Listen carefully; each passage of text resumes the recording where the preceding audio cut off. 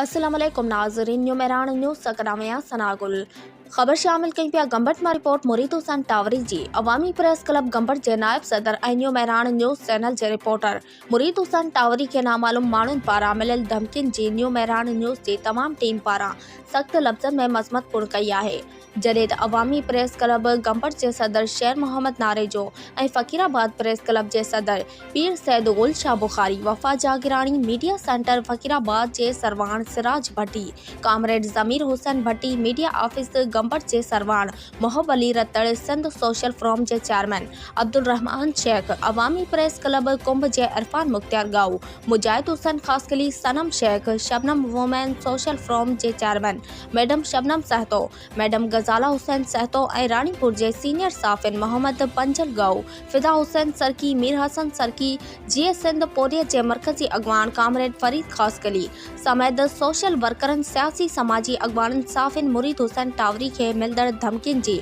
सख्त लफ़्ज़ में मज़म्मत कंदे चयो आहे त असां सीनियर साफ़ी मुरीद हुसैन टावरी सां गॾु आहियूं।